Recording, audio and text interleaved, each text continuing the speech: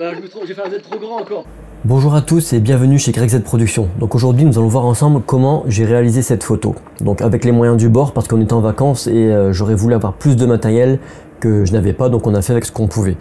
Donc là je vais vous expliquer un peu comment ça se passe. Donc déjà il faut un appareil, ou soit un appareil photo professionnel ou même un téléphone, mais il faut qu'il soit en mode manuel ou en mode professionnel, ils appellent ça dans les téléphones, pour qu'on puisse régler tous les réglages manuellement.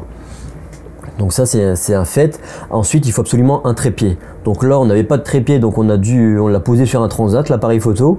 Mais bon, il faut un trépied et il faut un retardateur. Parce qu'en fait le fait d'appuyer, comme c'est une pose longue en fait cette photo, le fait d'appuyer sur le déclenchement, vous pouvez faire trembler un peu l'appareil photo et du coup déjà gâcher la photo. Donc en fait il faut un retardateur, comme ça vous appuyez sur le bouton et après comme ça quand ça se déclenche, et ben l'appareil photo il est vraiment fixe, il bouge pas. Il faut vraiment que l'appareil photo soit fixe. C'est vraiment priorité absolue ça pour faire des poses longues.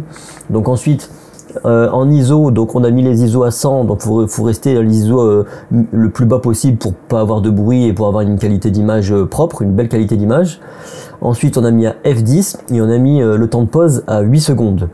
Donc 8 secondes c'est le temps qu'il nous faut en gros pour éclairer la photo en fait. Si vous voulez faire un dessin, quelque chose derrière, peu importe ce que vous voulez faire avec de la lumière, il vous faut un temps de pause qui correspond au temps que vous allez prendre pour faire ce dessin.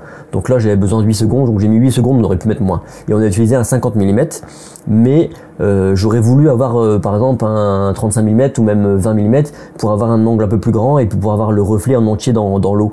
Mais malheureusement on n'avait que le 50 mm là, comme on était en vacances on n'a pas pris tout le matériel, on a juste pris ce qu'on avait besoin, le minimum pour que ça passe dans le sac et c'est tout.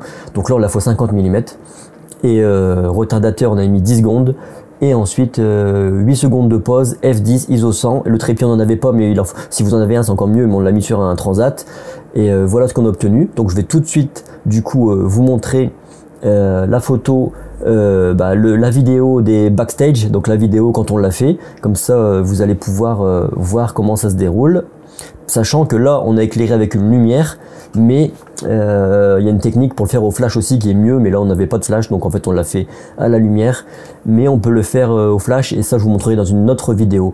Donc en fait ce qu'il faut c'est que dans un premier temps vous allez éclairer le sujet. Ensuite, vous coupez la lumière parce qu'il faut être dans le noir complet. Vous coupez la lumière et ensuite vous allez faire le dessin que vous voulez faire derrière. À moins que vous n'êtes pas obligé d'éclairer le sujet, vous pouvez faire le dessin directement, mais le sujet sera pas très clair. Il sera un peu sombre ou un peu éclairé avec la lumière que vous allez utiliser derrière, bleue là en l'occurrence, et ça aura pas été terrible. Moi, je voulais l'éclairer d'abord pour qu'on le voit bien. Donc en fait, je vais vous montrer tout de suite la vidéo des backstage. Du coup, c'est parti. Là on a déclenché le retardateur, donc le retardateur est lancé, mon pote Fabien qui éclaire mon fils Zio, donc là il éclaire avec sa lumière. Après je lui dis vite éteins et moi je vais faire le dessin avec un néon de couleur, hop, et là la pose est finie et voilà, et il n'y a plus qu'à aller voir la photo. Donc voilà la photo, le résultat, donc on en a fait plusieurs, je vous en mets une deuxième.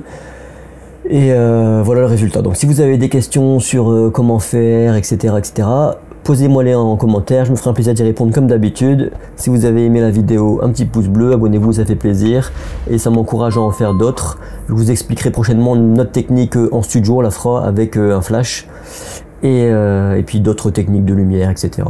Donc voilà, à bientôt, ciao ciao.